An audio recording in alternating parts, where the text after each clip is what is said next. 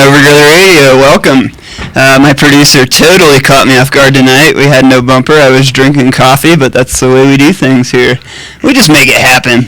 So it's a little bit different era starting tonight. Holly G has taken, she's left us, I guess. She'll be popping in from time to time, but for the time being, I am sort of flying solo.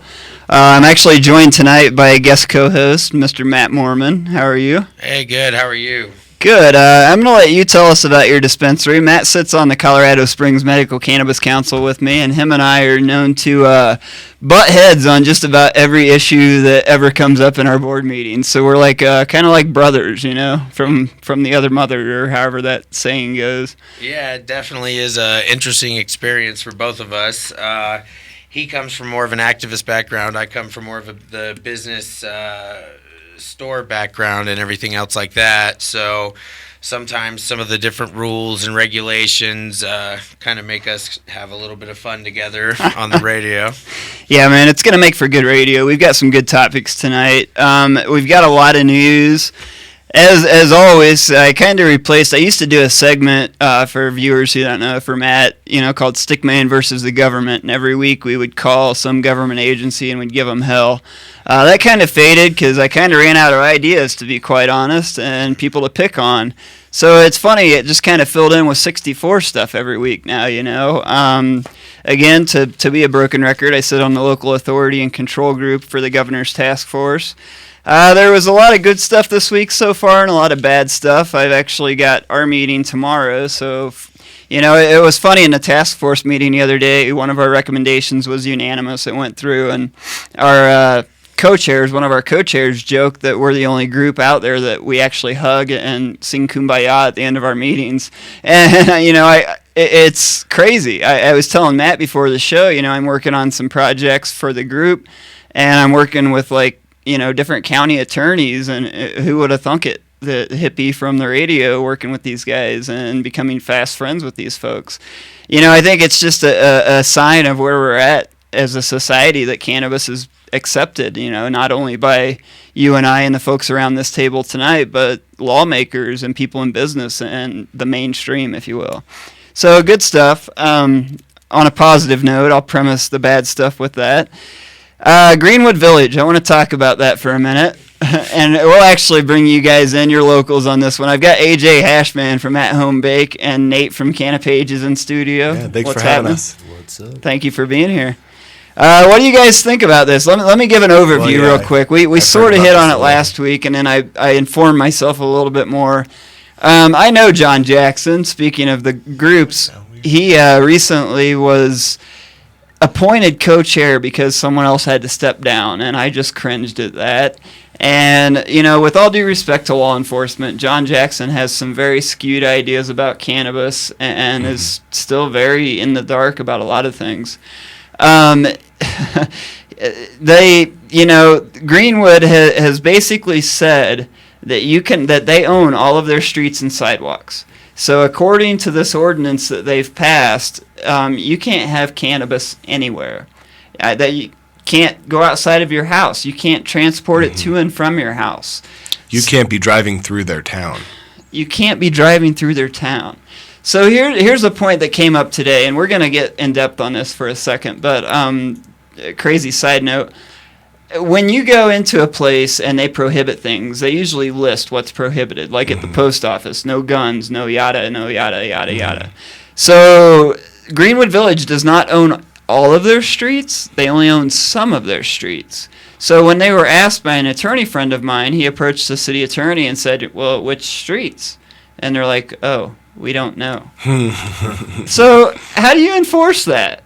Or you pull someone over, you give them a ticket, and then you go back and you file your report, and then you're like, oh, wait, we don't own that street. Charges drop.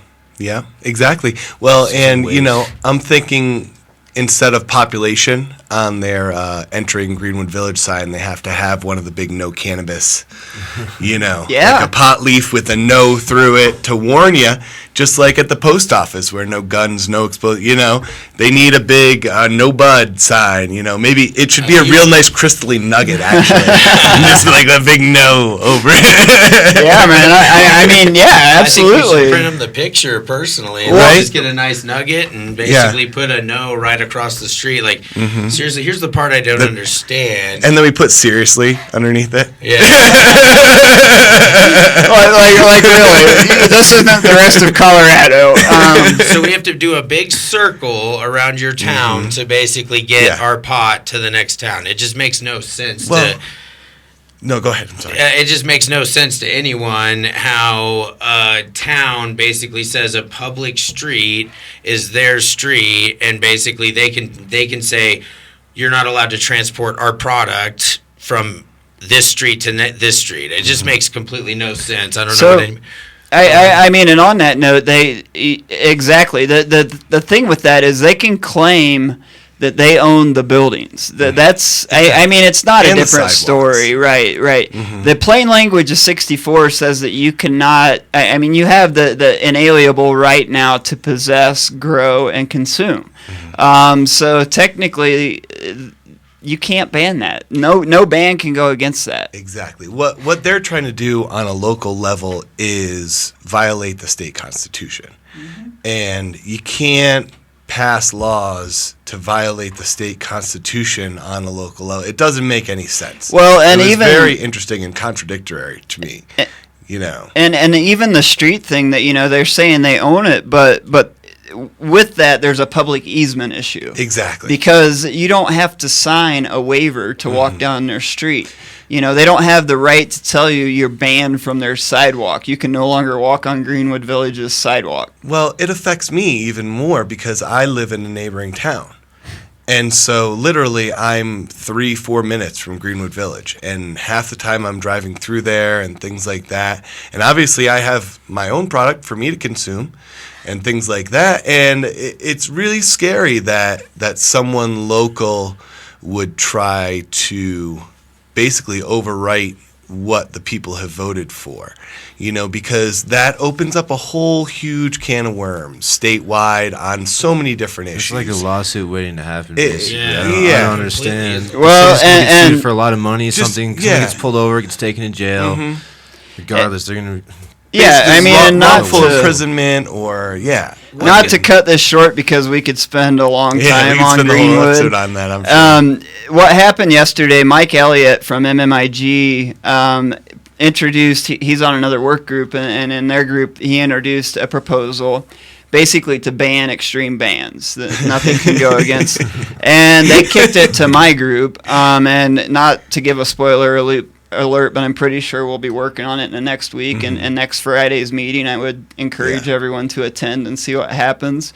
I have a feeling that there's a lot of level heads in my group. I have a feeling that a couple of maybe attorneys will pick it up, or political people, someone that's not an activist, and we'll take care of it. I have faith that it will happen. I mean, I can't imagine a state politician basically saying, we want to go against the people and allow a city, because they have a vendetta against marijuana, allow those people that had this will to bring marijuana to our state to basically hurt those individuals. I mean, I can understand possibly looking at some sort of DUID bill, which should be fair, by the way, not something that I can smoke 2 weeks ago. That's our next topic. And basically get in trouble for something I did 2 weeks ago.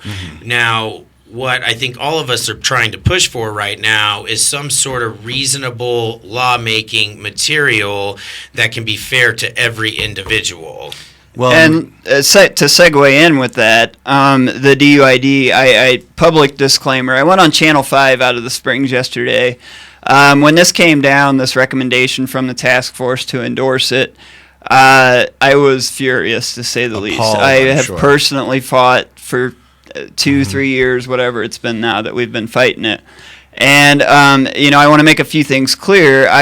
have to wear the suit. I'm playing politician right now, so I have to appease everyone. So I did the one interview, and then I decided the rest of the press I didn't want to talk to right now until the meetings are over and I can do what I can do. That being said, I want to make it very public that it was not a consensus recommendation or endorsement from the task force. It was done very briefly. Maybe 10 minutes were spent on it total in both the working group and the main task force. It was very apparent that the governor wanted us to endorse it. It was Jack Finlaw came out and basically said that, that, haha, we want you to endorse this.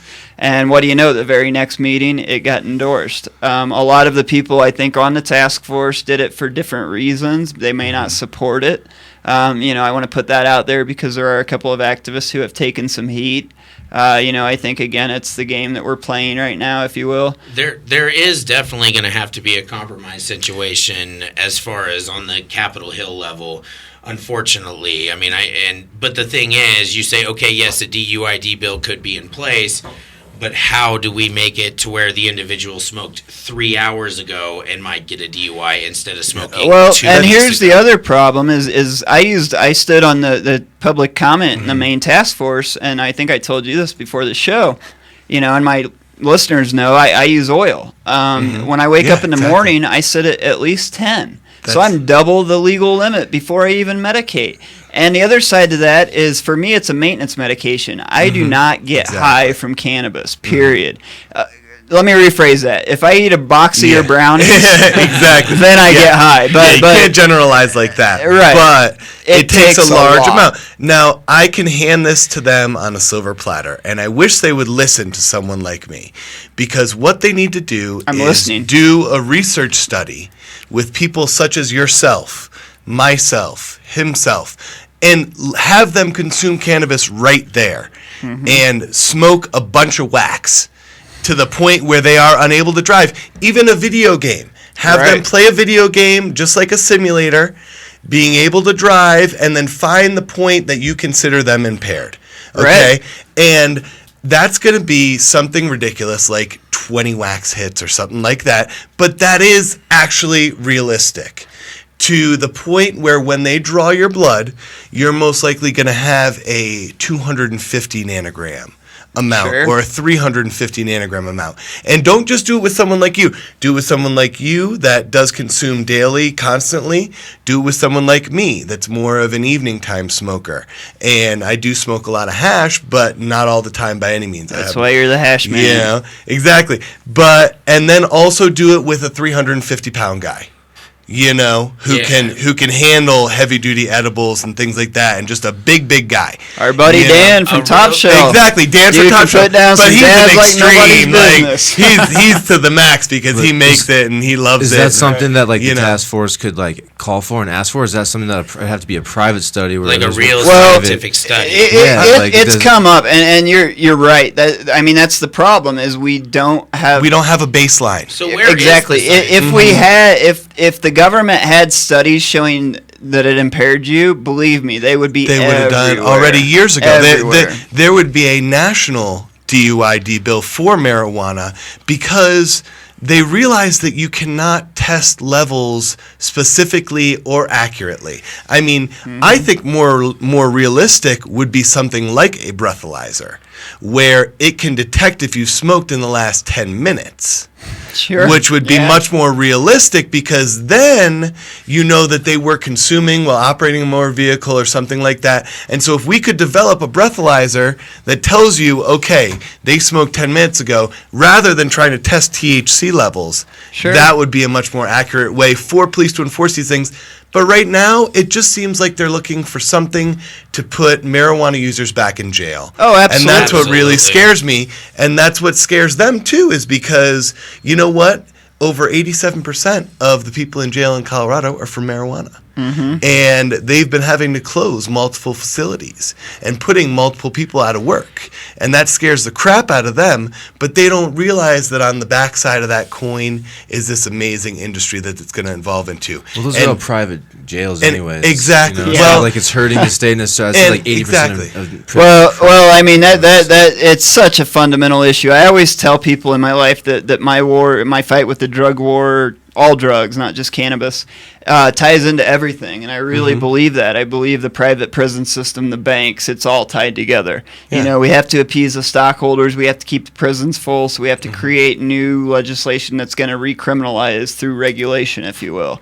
And that's the craziest thing. That's such a step backwards. I mean, you know, and that's the governor. The premise, right there. That's the governor's voice. That's, hey, I am governor. Make something illegal so I can keep people in jail and keep our economy going the way that I want it to be. Well, it's a fighting court system. I mean, all they're basically doing is say, cool, now all of a sudden you legalize something, so I'm going to take your tax money at the potential of a 15% recapture tax on the recreational level, and then on top of that, we're going to put a DUID bill in place to where we're going to capitalize on the criminal level because we're losing all the money from the criminal level that we were originally taking. Yeah, so exactly.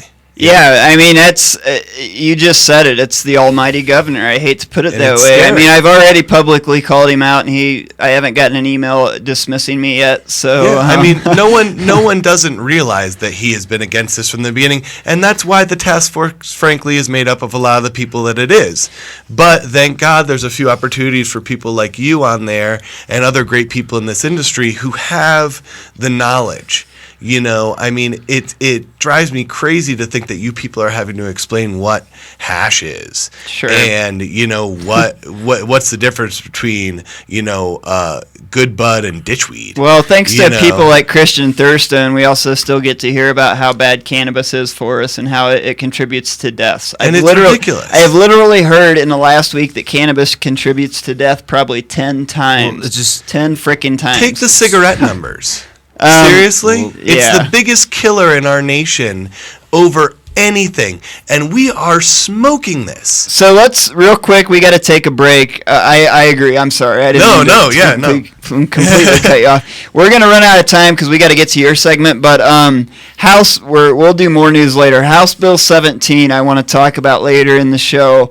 What this bill does, and I don't know the full bill, but a part of the bill at least, I learned from my lobbyist buddies today. It gives the feds, it deputizes federal agents in our state. Think about that for a minute during our break. What that means is they can come in as state agents and enforce federal marijuana laws. Do you think Steve King doesn't have an ulterior motive on that one? Ridiculous. Don't like that guy. We'll be right back on Overgrow the Radio. Peace.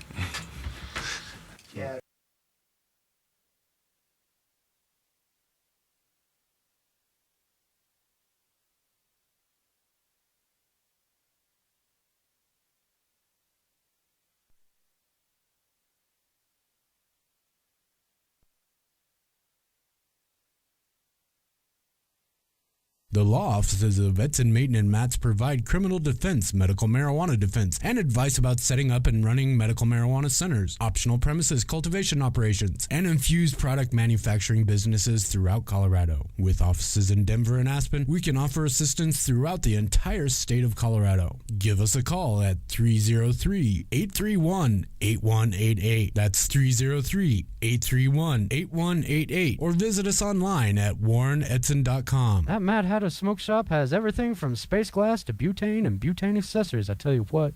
Located at 6091 West Colfax in Lakewood and now at 2615 Walnut Street in Denver.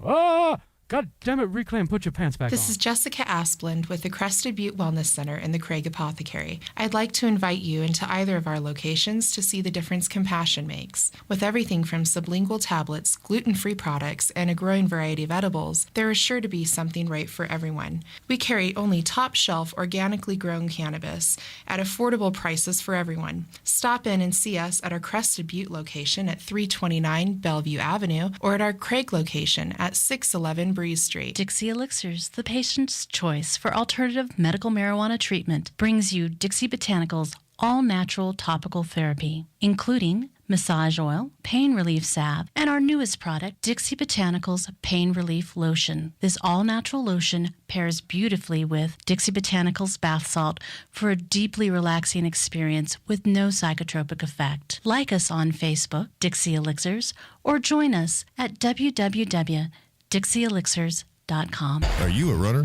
Are you a runner who supports marijuana legalization? Run on Grass is a group of athletes actively seeking to change our marijuana laws. We speak the truth about cannabis, bringing the message through our feet to new ears. Check out runongrass.com to find out more about us, our events, and how to join up or how to sponsor a runner. If you're in the Denver area, please join us for runs or start a group in your area. Running not your thing? Any sport can do it on grass. Runongrass.com. Indispensary in Colorado Springs is proud to support Overgrow the Radio. With 2 locations in Colorado Springs, Indispensary invites you to discover what true selection and values feel like. Always featuring an incredible array of Stanley Brothers medicine as well as full line of edible and infused products. Indispensary is open from 10 a.m. to 7 p.m. 7 days a week, 364 days a year. You owe it to your health and well-being to discover Indispensary. Westside location at 3044 West Colorado and Eastside location at 3031 East Platte in Colorado Springs. Indispensary is your destination for indispensable quality medicine. You say you want a revolution? I think we had one and we won. Yes, we did. Welcome back to iCannabis Radio's Overgrow the Radio. I'm Stickman. I'm here with my co-host for the night, Matt Mormon.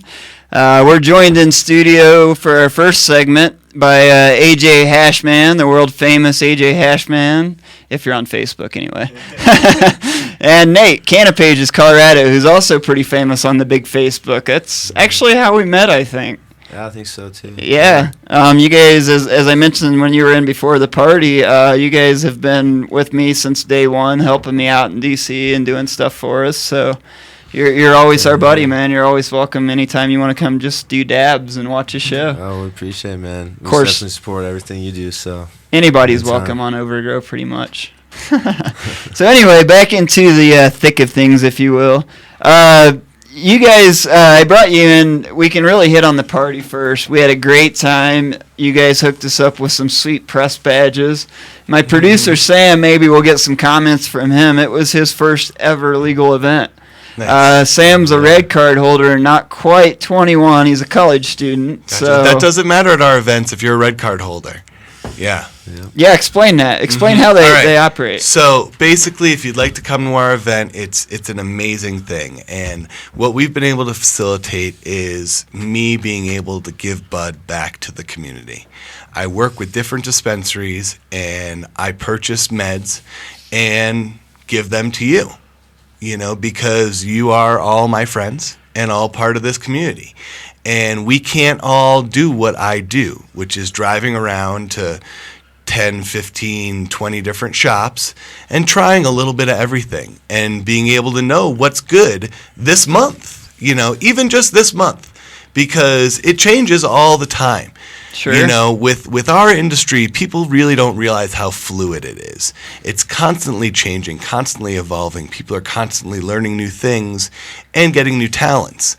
So basically what I do is I give us a venue for everyone to showcase that, to show you what their best medicine is and what it can do for you.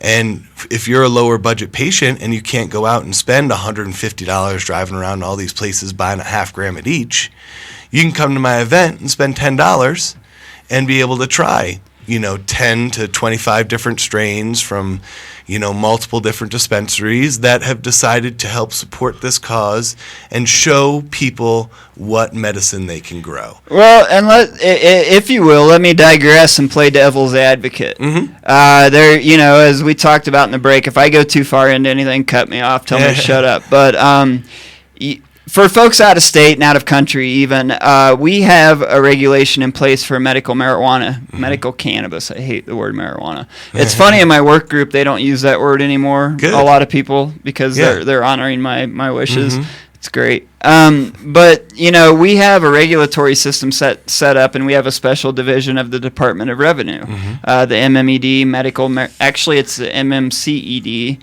Medical Marijuana Criminal Enforcement Division. Mm-hmm. What they do is they go around to the dispensaries and different things and the grows and the MIPS and make sure everything's in line and up to code and yada yada. So I just want to play simpleton for a minute. People wondered for a while because you guys. I remember I went to a meet and greet at I think the Oriental, and then like 3 days later the ceiling fell in. Yes. No, it was actually just like right after. The next day, I believe. Yeah. It was Sunday and it fell in on a Monday. Jesus. And it was crazy. Like basically it was right at the end of that show. Well, then you had a hater, basically. Long story short, who said, "Hey, you're having illegal events. I'm going to go call the cops on you." Mm-hmm. So you, being the smart businessman you are, I called the cops on me. You did. So explain that. I mean, because there were a lot of people saying, "Well, how's he doing this?" So explain what the process was. And that's, I'm no longer afraid of police because, you know what? They're people just like you and me, and they understand that we're going through changing times.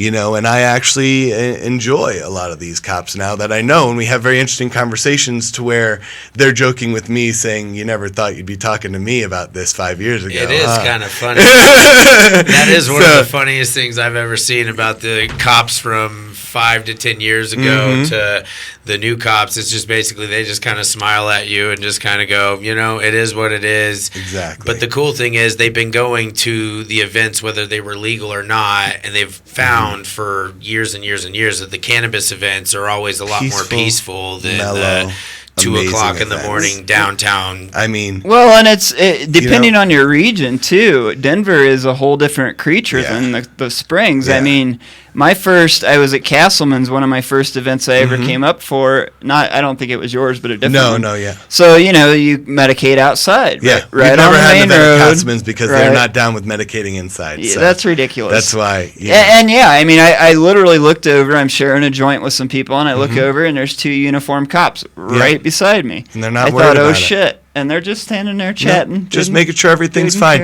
Yeah. And that's what I love about my events and about this community that's growing around my events. So let me digress a little bit to make sure that I tell everyone what they need to get in. All right, you don't need to be 21 necessarily, but you do need to be a legal red card holder in the state of Colorado. Okay, over 21 is obviously preferred, but there is no alcohol served at all at my events, so it does not matter at all.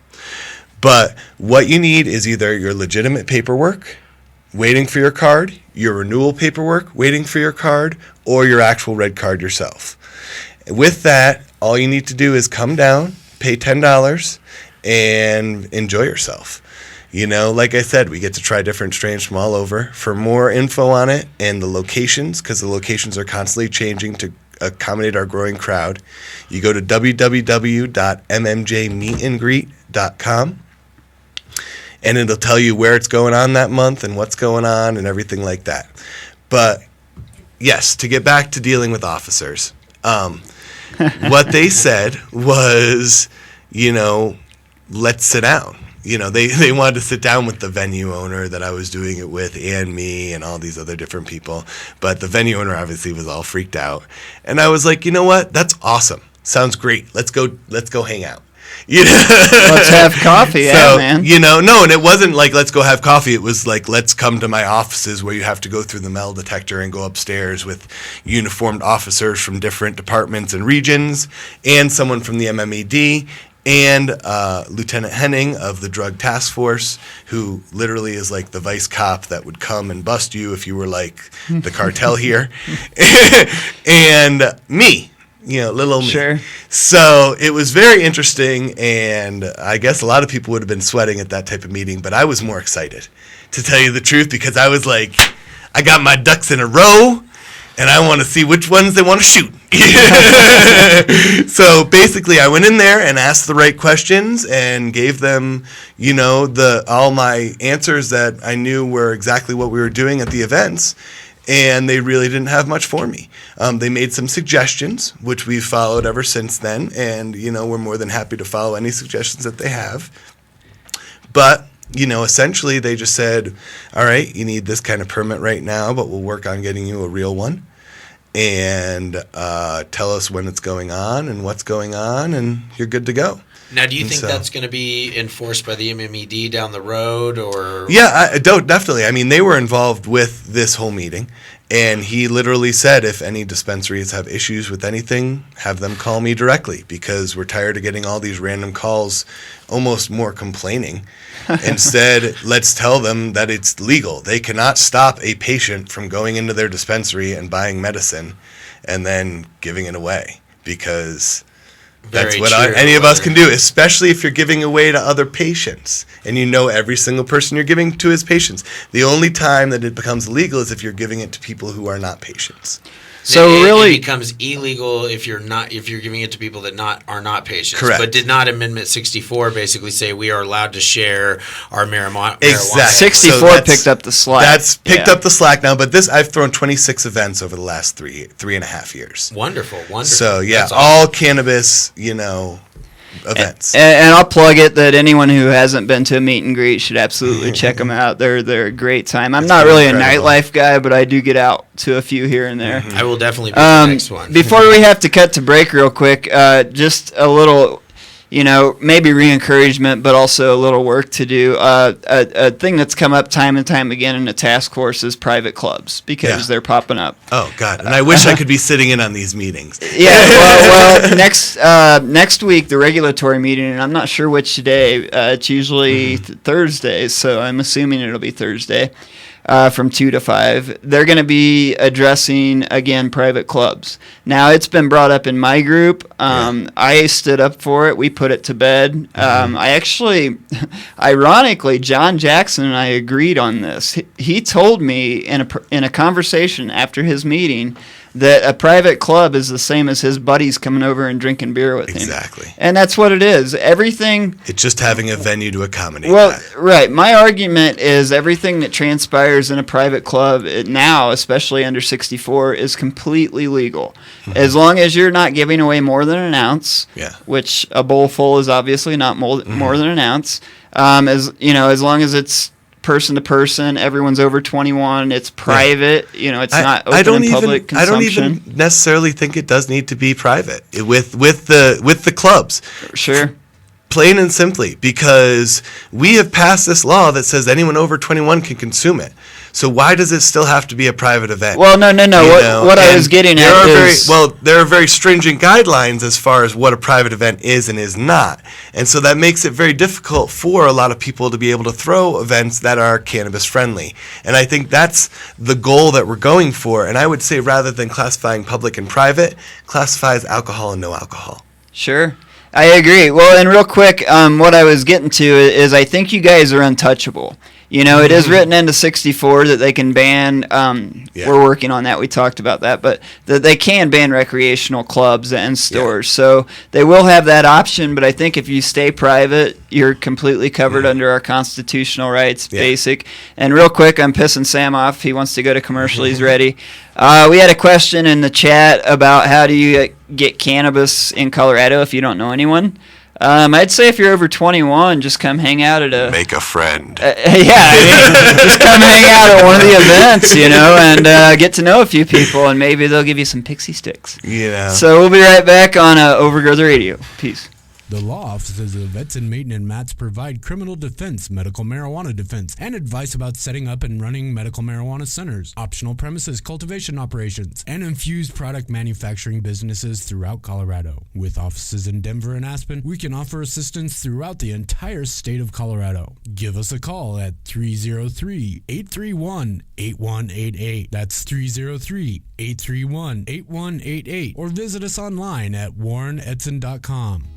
Independent Records and Videos has been your locally owned and operated choice for music, movies, and lifestyle accessories since 1978. Independent Records and Videos has 7 locations from Denver to Colorado Springs to Pueblo to serve your entertainment needs. Whether it's vinyl, CDs, DVDs, books, smoking accessories, or hundreds of other fun and fanciful items, Independent is ready and waiting to make your dreams come true. We are always buying, selling, and trading vinyl, CDs, books, and DVDs, so sell yours and buy ours. Independent Records Records and Videos, your entertainment headquarters. Check us out at beindependent.com or on Facebook. This is Jessica Asplund with the Crested Butte Wellness Center in the Craig Apothecary. I'd like to invite you into either of our locations to see the difference compassion makes. With everything from sublingual tablets, gluten-free products, and a growing variety of edibles, there is sure to be something right for everyone. We carry only top-shelf organically grown cannabis at affordable prices for everyone. Stop in and see us at our Crested Butte location at 329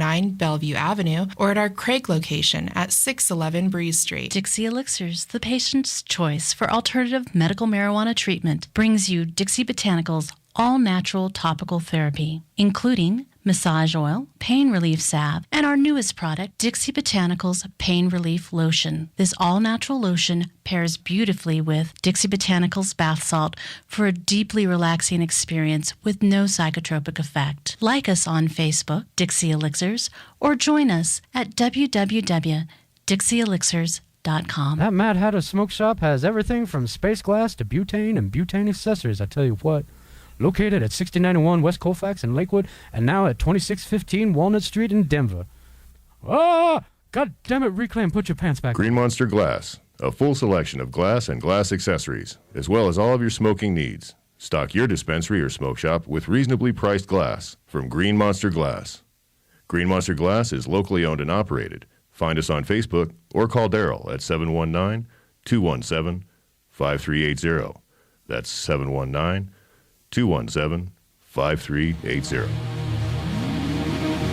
And we're back on Overgrow the Radio.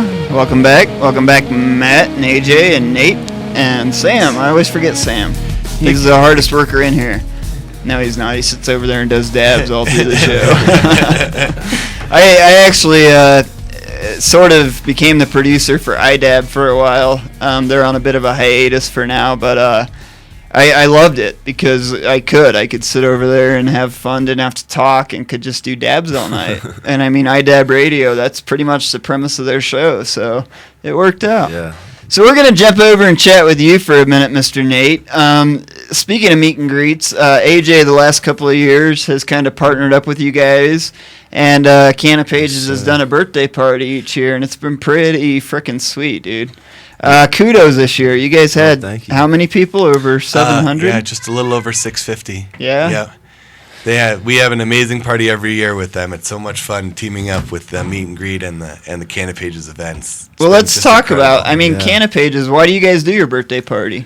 Just to give back, or? Well, yeah, we're a local company, and patients and dispensaries, those are the people that, make it work for us. Patients on our business to consumer side, and then obviously dispensaries on the advertising and, feature or specialized listing side. So, we like to definitely show our appreciation for everybody and whatnot. Actually, I have my shirt on from the birthday, not this time, but the year before. So that's kind of, I grabbed that here tonight. But, yeah, I don't know. We've known AJ for a bit, and really liked his meet and greets, and figured it was just a perfect opportunity for people to hear about us and for us to help promote his events. Well, I'll take this opportunity to say I don't think I have shirts from either of your companies. I gave my daughter my Can of Pages shirt, and she's sporting it out in Ohio right now with her Dixie shirt. So nice. Well, okay, I have to remedy that. We're going to have a whole new line actually coming out in about a week and a half. You guys are going to be blown away. We have some amazing shirts done by tattoo artists that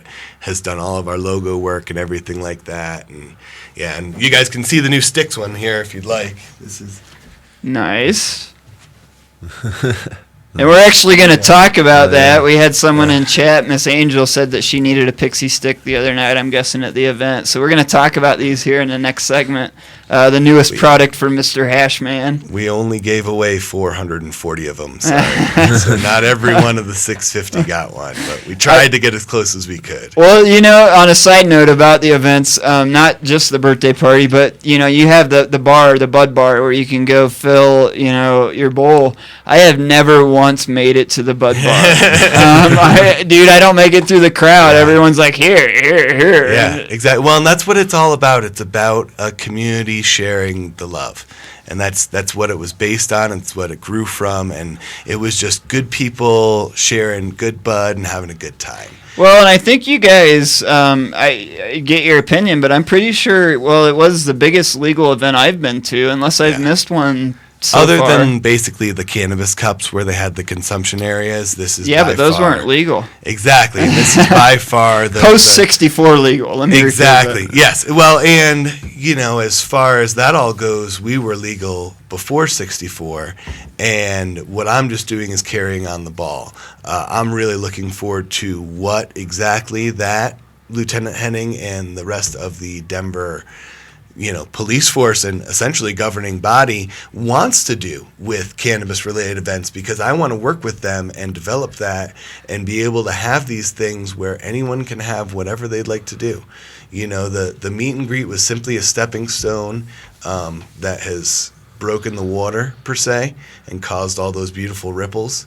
And then, eventually it's going to be something where we can be just like Amsterdam. And that was my dream from the beginning, being behind that bud bar and me myself loading everyone's bowls with my own bud that I had grown myself, because that's how the first couple of events were. In the spirit of Mr. Gorman, if you will. Well, in the spirit of hospitality. Sure. I just love bringing people together for good things and connecting good people with other good people. And for so many years, cannabis had done that for me. And that's why I developed these events, and that's why they've thrived, because that's exactly what happened. If there's a negative element, like there was multiple times, it gets removed. And that's why it gets removed through natural selection, I almost want to say. Because, people in this industry have been through the BS and know it.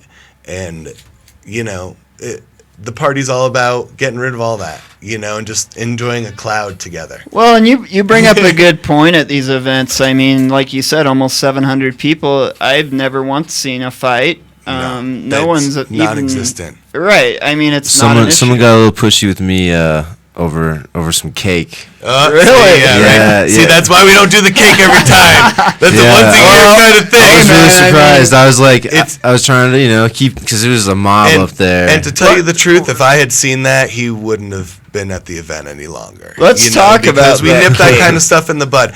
I would much rather deal with someone that's taken too many dabs and is fishing out a little bit than someone who was maybe drinking before they came and has a little too much road rage in them, and and does something like that, because that's the opposite of what this event is about. It's about the love and everyone being safe and enjoying safely together. Dude, that's a pillar of my existence, is unity and acceptance. So I'm with you. And it's not like there weren't going to be enough slices of cake. That thing was insane. 400 slices from baked. It was awesome. Yeah. One of our other show hosts, and I won't call him out on the air as to save his reputation as a business owner, is not a big dabber. So he was there, and I got him to do a couple of dabs, and of course I took him to my buddies, and of course they gave him huge dabs. I'm a baby dabber. Me too. That's my premise. I know my level. But he totally fell out at 9 o'clock, so we took him for bacon and eggs at Denver Diner, Right. And, I forgot my cake on the way out the door. Right. I didn't even get to try it. Oh my god! I could have brought you all some slices. I didn't even think about it. We had like a whole chunk of it left. Dude, I've got to let you brag about that cake, because it's ridiculous. It's like 3 tiers. Well, it was insane. And I got a shout out to Buddy's Wellness too. They donated part of the trim, and I personally donated some of the trim as well. And then I think Baked made up the rest. But in all, they did a 10-pound run. And they converted it to oil, and they had one of their master bakers put it together. And honestly, you said you didn't get to try it. Beautiful. No, it was beautiful. I wish I could have. It was like, it tasted so good. Yeah. Like, all right, they actually talked to me, and it's so good to bring good people together and good companies together. And it's funny because people get confused even with our name and their name, and we'll get checks from them and things like that, because we're at home baked with 1K and they're baked with 2Ks. So but for all of us to come together and get along and have such a great time together, it was really great. And to meet the owners of that other company, and to basically put out there that don't be scared. This has always been my event, but this is my event for the community. And that's what it's always been about. You guys will notice that there's never been an at-home baked logo on that banner for that event. And that's because it's not all about me, it's about all of you. Sure. And it's for the patients, by the patients, just like we always say. And that's what keeps us going. If there wasn't a patient just like you who owned a dispensary and said, I want to show this off this month, and called me up and said, AJ, come by, purchase this stuff for the meet and greet, it couldn't exist because there's no way I could come up with the amount of cannabis that we all enjoy. We smoked over 6 ounces of wax and 24 ounces of medical marijuana last month. Wow. That's awesome. That is awesome. I love it. That is amazing. We're gonna get all those stats down, like from the whole party, like the cake stats, the consumption. I was thinking about that. And not like a single person got busted driving away from that party. There were multiple people that were pulled over, had to do breathalyzers very quickly on the side of the road. But since there was no alcohol being consumed, they had nothing to worry about, and they all drove away from that without any Were they any pulled issue. over in direct relation to the Oh, party? yeah, no, there was people, there was a couple cops we found out sitting outside of the event, motorcycle Sure. cops, Just about waiting. a block up, Really? waiting for people to drive away. And, it's I do deal with them, but I expect them to test the water. Oh, and absolutely. I'm fine with that, as long as they're just looking for alcohol, because they know that's, the big thing, then I'm totally fine with that, because there is never alcohol consumed at these events, because that's not what it's about. I firmly believe that no matter how much cannabis you smoke, it's going to be difficult not to get home or make a decision to get yourself home one way or another. Absolutely. Because we don't think irrationally like, let me get behind my wheel, I'm so tired I'm going to pass out. We think, let me call my friend or talk to my buddy, or how am I going to leave my car here because I can't drive at home, Yeah, and I think that's the biggest difference is if you were to take 700 people drinking alcohol driving away from that party. Unlimited alcohol. Exactly. Free unlimited alcohol. Exactly. All night long. You can't tell me there wouldn't have been an accident And or it two. would all be three. 151 or Everclear. Exactly. Basically. So, I'll actually give her kudos. Rachel, and I won't say her last name, she's on a task force work group, is not on our side on most issues, but her and I actually get along and have very good conversation. Yeah. And she's kind of on our page that we need to find some science and come to that common ground. And I mean, my point being, this is an example right here of why we don't need a DUID law. Mm-hmm. If you can have 700 people with unlimited wax, unlimited cannabis that can get home safely, obviously that's not an issue that's Pretty good endangering. case study right there. And it's on Right. they're always on a Sunday night, so the cops don't have anything else to worry about. So if they really do want to check up on it, fine. Frankly, when I was developing these events, I thought of a lot of different things. And that's why they've become what they've become, because we're thorough in what we do, and it's all about just giving back to the patients and showing the world that events like this are not harmful, that in fact they're helpful, and they bring people together, and they form unions and bonds and put minds in the same room that wouldn't have been the same room. Absolutely. Well, and again, kudos on you guys coming together. And we got to go to commercial again one more time. But to make a point really quickly, a couple of my friends that are business owners have nothing but animosity against their competitors. And that's and sad. for me, it's That a is foundational sad. thing. I that's not my moral fiber. That being said, I want to encourage every business out there, no matter dispensary, grow, test facility, whatever the case may be, MIPS. As long as you're making quality product. As long as you're making much. quality product, I will premise And that. thinking of the patients. There is room for all of us. Yes. And we're only growing. So with that in mind, peace, love, and happiness, and we'll be right back on Overgrow the Radio. This is Jessica Asplund with the Crested Butte Wellness Center in the Craig Apothecary. I'd like to invite you into either of our locations to see the difference compassion makes. With everything from sublingual tablets, gluten-free products, and a growing variety of edibles, there is sure to be something right for everyone. We carry only top-shelf, organically grown cannabis at affordable prices for everyone. Stop in and see us at our Crested Butte location at 329 Bellevue Avenue or at our Craig location at 611 Breeze Street. Let's face it, rules Rules and regulations are complicated, especially in the field of medical marijuana. Let Medical Marijuana 101 help you get through the compliance process. We can also explain to you your employment requirements, your employees, and your business. But our work doesn't stop there. Our experience in cultivation ranges from the design of grow rooms to the diagnosis and resolution of grow problems. Visit us at www.medicalmarijuana101.com or call 303-388-7706. That's 303-388-7706.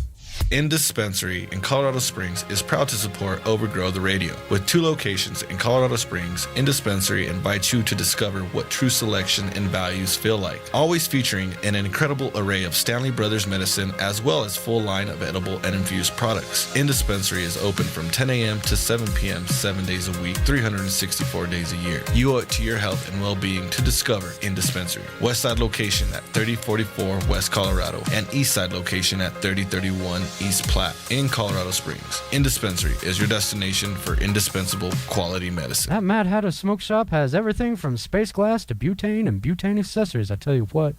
Located at 6091 West Colfax in Lakewood and now at 2615 Walnut Street in Denver. Ah! God damn it, Reclaim, put your pants back. The law offices of Edson, Maton, and Matz provide criminal defense, medical marijuana defense, and advice about setting up and running medical marijuana centers, optional premises cultivation operations, and infused product manufacturing businesses throughout Colorado. With offices in Denver and Aspen, we can offer assistance throughout the entire state of Colorado. Give us a call at 303-831-8188. That's 303-831-8188. Or visit us online at warrenedson.com. Independent Records and Videos has been your locally owned and operated choice for music, movies, and lifestyle accessories since 1978. Independent Records and Videos has 7 locations from Denver to Colorado Springs to Pueblo to serve your entertainment needs. Whether it's vinyl, CDs, DVDs, books, smoking accessories, or hundreds of other fun and fanciful items, Independent is ready and waiting to make your dreams come true. We are always buying, selling, and trading vinyl, CDs, books, and DVDs, so sell yours and buy ours. Independent Records and Videos, your entertainment headquarters. Check us out at beindependent.com or on Facebook. Hits from the bong. We don't even have a bong in here right now. What the hell's up with that? I think we have a rig running around here somewhere. We always have a rig somewhere. But the problem tonight is we have no torch. We discovered when we got here that we have no torch. I wish Sam would have told me that because there's one sitting on my dresser at home. And what's an Overgrow the Radio without a couple dabs? Well, and I wanted to give a shout out to Top Shelf, who donated a beautiful torch to the last event that we ended up giving away to a patient, a puff and dab torch, worth a couple $100. Sure. And it was pretty awesome and beautiful, and they're good guys. So, me and Dan have known each other for a while, and we're happy to, work together in this amazing growing industry, and I'm happy to support anyone that wants to get a good, clean, strong medical product. So yeah, man, I love those guys too. My pay for producing their show is dabs. I always go home. I think the last time I went home with like 4 grams of nice, and their extract obviously has won some High Times cups. It's not to be trifled with, See, I wish we had that kind of amount that we dealt with. It's great for them. It's super exciting, but we're always looking for new accounts to work with to make our hash with, which basically people compare along the same levels. Well, let's talk about your products, sir, while you're in here. I mean, you do have a couple companies going at this point. Well, it's all one company. We work with Mile High Distributing, and we do at-home baked, and we also do sticks, the new Medicaid Pixie sticks. I should read the small print. So it's okay. We're all one big family. And it's really awesome like that. And we have a beautiful kitchen, and we do a lot of amazing stuff all independently and separately. And so we concentrate on all the cold water, and we do all the cold water hash in-house. So that's the kind of accounts that we always are looking to work for.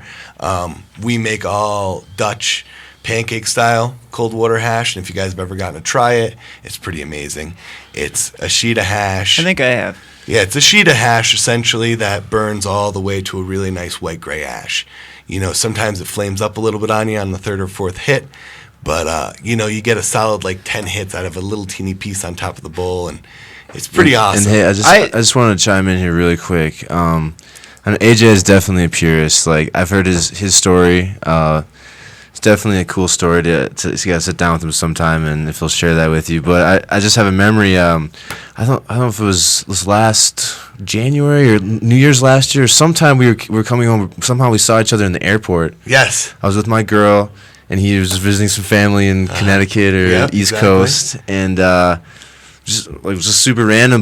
But he reached into his bag, and he had an at-home baked brownie for me. He was like, "Here, just take this, man." It's like, "What do you want, indica or sativa?" I'm like, "Yeah, just give me that indica." So, I mean, it's like he had him with him. He mentioned that you'd share it with. Oh wait, maybe I shouldn't say that on the air. Oh no! I'll put out a disclaimer and say that it's perfect. I called when I used to fly to. Well, I still do fly to TSA approved. Absolutely, I am literally TSA approved. If you're a patient in Colorado, you are completely legal to go through security Don't at the come checkpoint. back with it. Exactly. That's the key. Yep. All right. Bring your meds. Leave them there.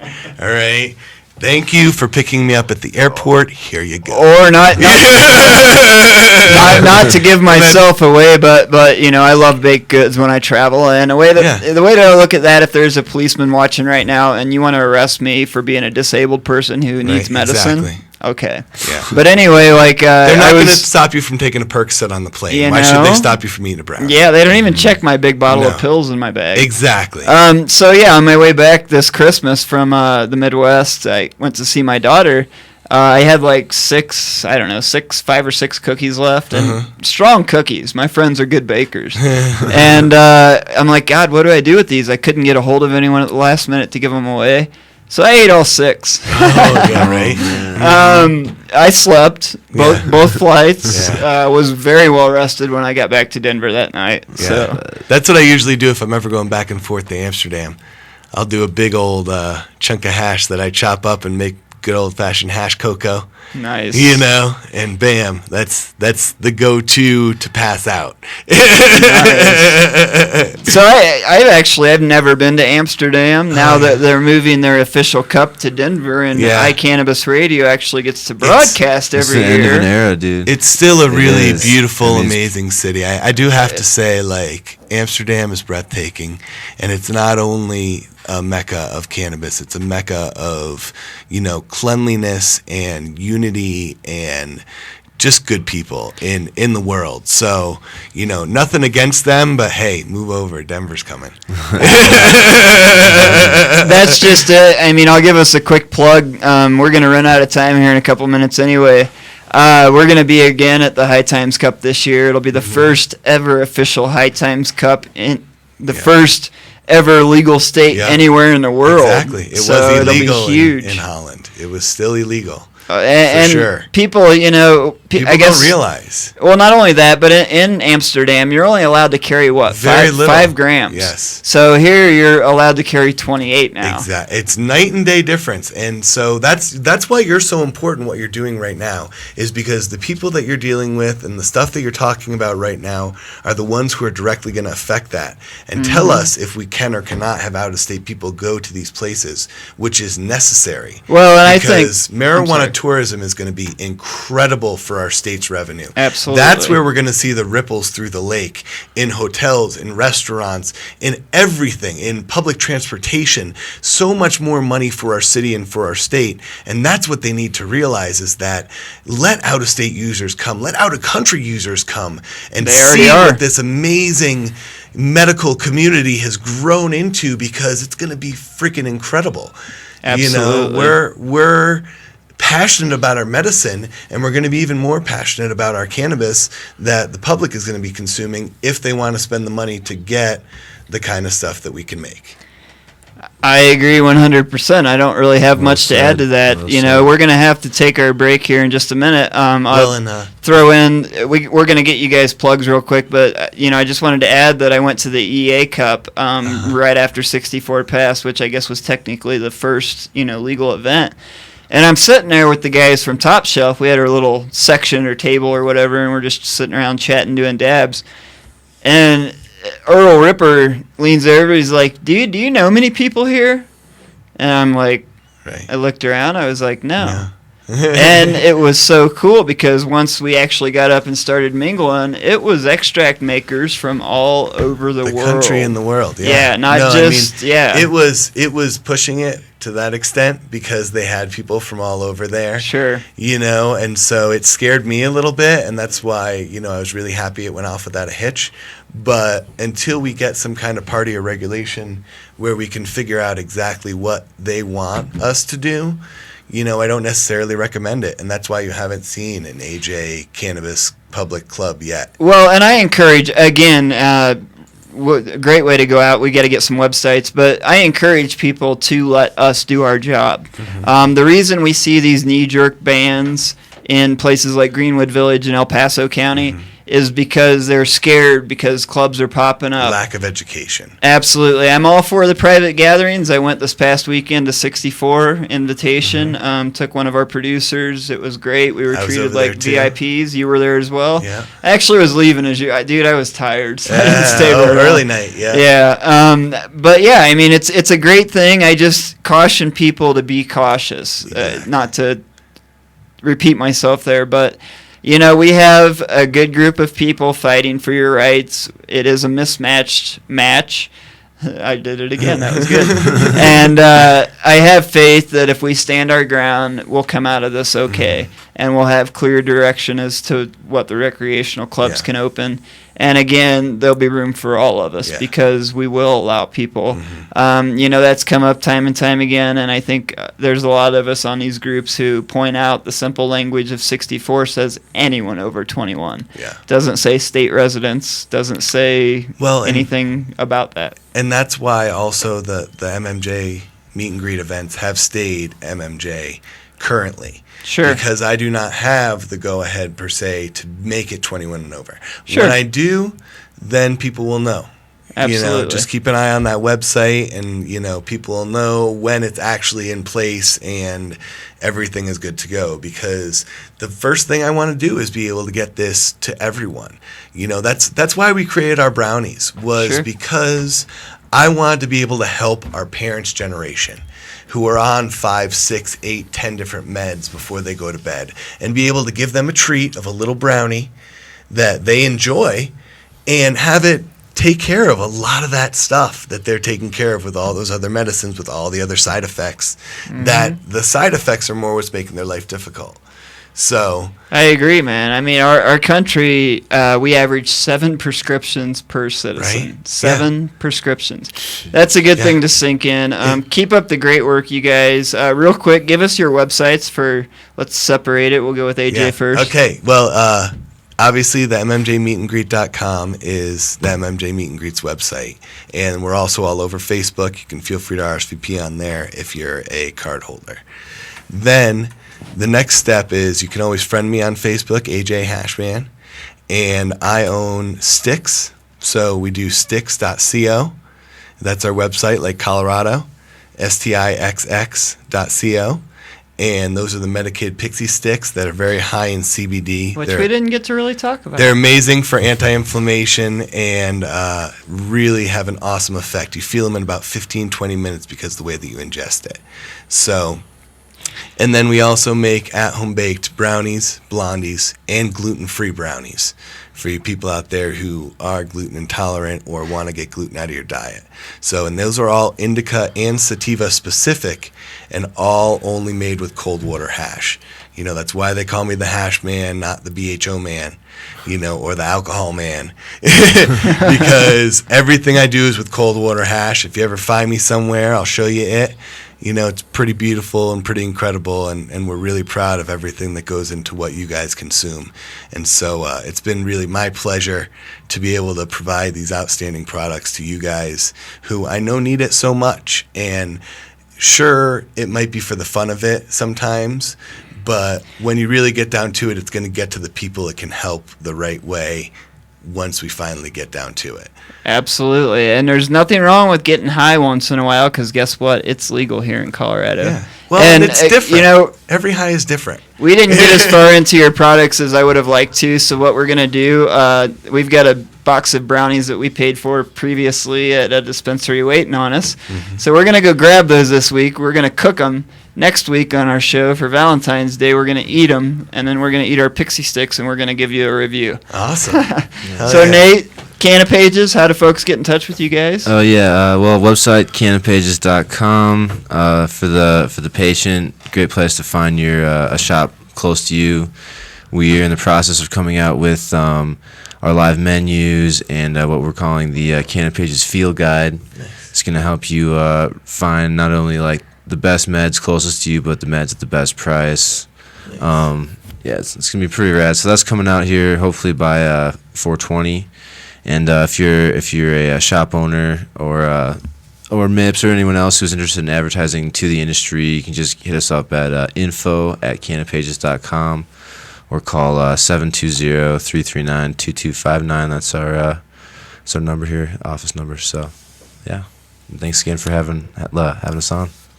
Absolutely, guys. Thank you guys for all you do. I normally when I have people in, I only have people in who are very involved in activism, not just are in the industry to make a lot of money.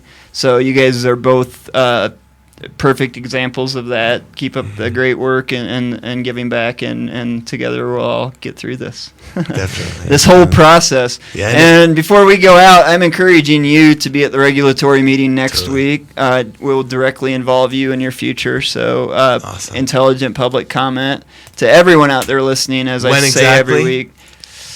I hate to say this on the air, but I'm going to say it's next Thursday from 2 to 5 at the MMED. That's usually the set time for that one. And then, of course, my meeting tomorrow, if you'd like to come out and view that, will be at CML, the Municipal League Building on Sherman. I don't know the exact address, which I should. But you can message me later. Exactly. As you guys know, I'm all over Facebook. So if you want info about the meet and greets or anything, or even my number to get a hold of us to order brownies or sticks or anything for your store, just find me on Facebook, AJ Hashman. Not too tough to figure out, and we'll get connected. In Colorado, disclaimer. Exactly. Only in Colorado. Yes, I cannot ship out of state. All of you people that ask me every single day, it does not leave Colorado. And if you are a dispensary somewhere out in Bumbletucky, then I will get it to you via a courier, because we do not ship anything anywhere for everyone's safety. Absolutely. But we can take it on the plane. Well, hopefully Jared Polis's, we didn't get to that in the news, but hopefully one of these bills introduced at the federal level will get through. Right now we've got to depart for a few minutes, and I've got to go get my back right because I'm getting all squirmy, and it's that time. So thanks for listening. Enjoy a little bit of music, and we'll be right back on Overgrow the Radio. Peace. Dixie Elixirs, the patient's choice for alternative medical marijuana treatment, brings you Dixie Botanicals all-natural topical therapy, including massage oil, pain relief salve, and our newest product, Dixie Botanicals Pain Relief Lotion. This all-natural lotion pairs beautifully with Dixie Botanicals bath salt for a deeply relaxing experience with no psychotropic effect. Like us on Facebook, Dixie Elixirs, or join us at www.dixieelixirs.com. Interested in the amazing benefits of CBD? Check out Dixie X Hemp CBD Wellness Products at www.dixiex.com. This is Jessica Asplund with the Crested Butte Wellness Center in the Craig Apothecary. I'd like to invite you into either of our locations to see the difference compassion makes. With everything from sublingual tablets, gluten-free products, and a growing variety of edibles, there is sure to be something right for everyone. We carry only top-shelf, organically grown cannabis at affordable prices for everyone. Stop in and see us at our Crested Butte location at 329 Bellevue Avenue or at our Craig location at 611 Breeze Street. Dispensary in Colorado Springs is proud to support Overgrow the Radio. With 2 locations in Colorado Springs, in Dispensary invites you to discover what true selection and values feel like. Always featuring an incredible array of Stanley Brothers medicine as well as full line of edible and infused products. In Dispensary is open from 10 a.m. to 7 p.m. 7 days a week, 364 days a year. You owe it to your health and well-being to discover in Dispensary. West Side location at 3044 West Colorado and East Side location at 3031 East Platte in Colorado Springs. In Dispensary is your destination for indispensable quality medicine.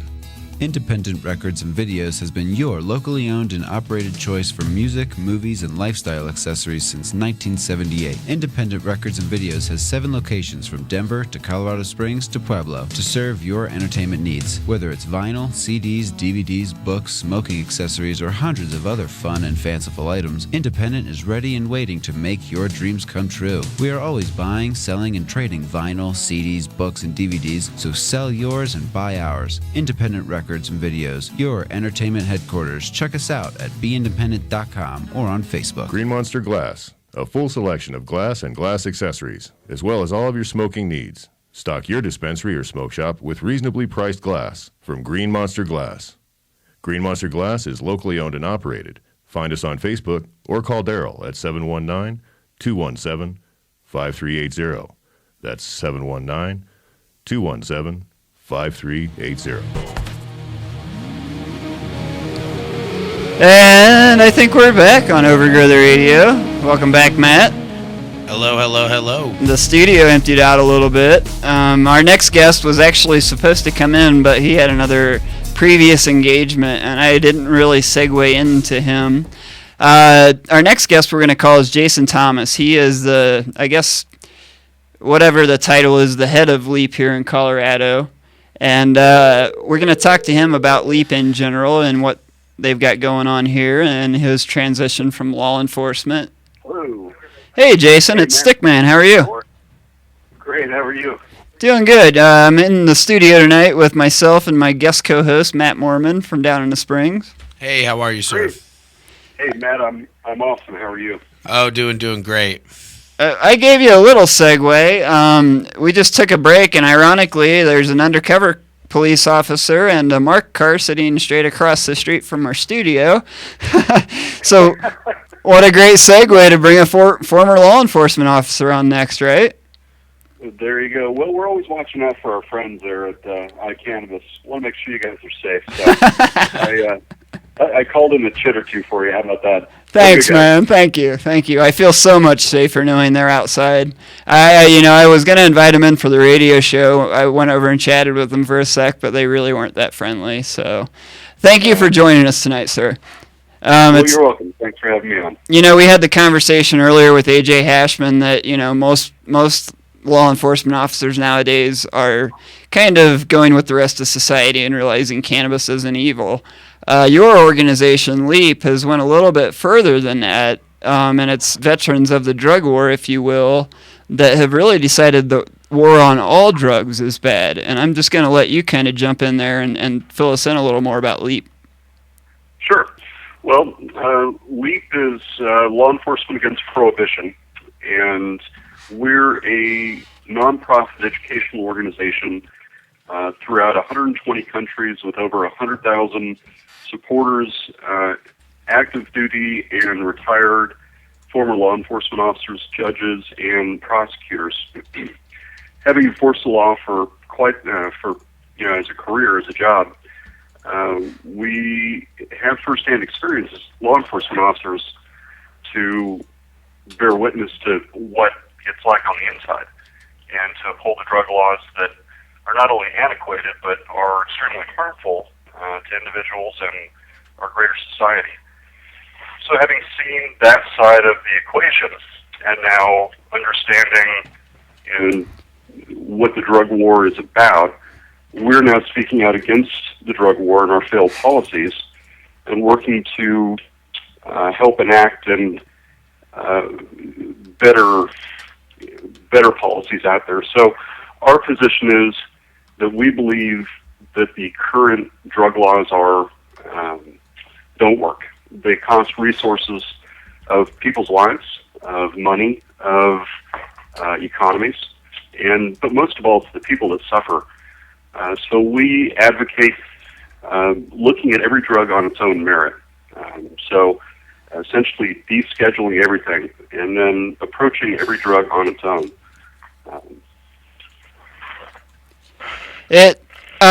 With you guys, I wanted to digress a little bit. You guys, as you mentioned, are made up of tens of thousands of people at this point. But, and forgive me if you mentioned this, you cut out for just a second and I may have missed it. it's not just like beat police or a particular type of police. It's pretty much the full spectrum. Judges. I mean, tell us a little bit about who's involved in LEAP. Sure. Well, we have, as you mentioned, the gamut of law enforcement officers, local, state, federal, and not only here in the United States, but countries throughout the world. While most of us, the majority of us, are either retired or former law enforcement officers, there are a fair number of us that are actually still working as law enforcement officers and as members of LEAP. They speak out as they can, against our drug policies. We also have, numerous former federal prosecutors, former federal judges, circuit court judges, state municipal judges. And so we not only bring law enforcement experience, but different perspectives of law enforcement, from the moment that you get hooked up to, all the way through incarceration. What, if I can ask, what got you, well, first off, what was your career in law enforcement? Well, I worked in southeastern Colorado for the Prairie County Sheriff's Office in their county detention facility. It's a 125-bed facility for both men and women. And then I also worked out in Holly, Colorado as a deputy marshal, mainly on patrol. And so I got to see both sides of being on the street. Well, it's a quiet, small town. We still had enough activity that I got, it was a great experience. But then I also got to see some of the people that I arrested in the county jail. Sure. along with a whole other host of people. Well, and maybe this is it for you, but I mean, was your aha moment? Did that come into play there? I can kind of premise that maybe it started at least. No, actually, I've always been an advocate for the legalization of cannabis. I grew up in Venice, California, and experienced a lot around the drug trade, and saw a lot of wreckage and damage, much more so than I believed was reasonable. And so I've always been fairly liberal in my beliefs and leanings, but it never made sense to me why cannabis, marijuana, is illegal, for adults. Sure. So then through the years, when I got into law enforcement, I still had these beliefs, but, they didn't jive with what I was doing. And it wasn't until years later when I joined the medical marijuana industry back in 2009 that I really started putting the pieces together. My law enforcement experience is 10 years ago, so I'm fairly removed from it. But once I came into contact with LEAP, the wheels started turning and lights started flashing that I have a very unique voice, as well as my fellow LEAP members. And I, have the ability to reach a lot of variety of audiences. Absolutely. So really my aha moment didn't come from being in law enforcement and seeing the inside, but actually the reverse of being exposed to the cannabis movement and, putting the two together. That makes sense. I think, we were talking earlier, AJ holds the meet and greets and he works really closely with the MMED. And, I've recently working with folks from the MMED and Department of Revenue have realized that some of those guys are my biggest allies in what I'm currently doing. I guess that's a segue for the question that, obviously this was 10 years ago. I'm not sure whether you were open or not would be the first question. And if you were open about supporting, what was the reception in Eastern Colorado to that? Yeah, well, I wasn't, I didn't really speak about it. Sure. But even though I held those beliefs, I talked to a few people about it that I've worked with, and we generally had the same consensus that, marijuana in particular, why are so many people locked up in our jail for this? And it was kind of a wink, wink, and, we generally had all used cannabis at some point that we agreed on. Yeah. And I guess, so with being in law enforcement 10 years ago, one thing I have seen with working kind of closely with law enforcement, and the reception wasn't as good 3 years ago as it's kind of became now, because they are finding out that we are peaceful people. We are able to follow a lot of the rules. Do you believe that law enforcement over time is changing their views and values? I don't know if you're still involved with anybody in the law enforcement community anymore, but do you think the overall consensus is, yes, cannabis is something that could be legal and could, be regulated and have the ability to be safe? Yes, I agree that is the case, and it's becoming more prevalent.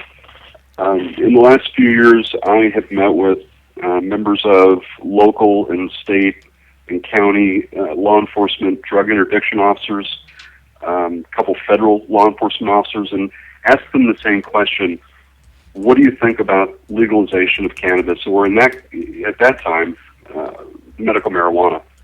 And everyone said, it's my job to uphold the law, but I don't want to deal with it. I've got too many other things to do that are more valuable than, busting a guy for possession of a joint or, whatever amounts, for personal use. And I wholeheartedly agree.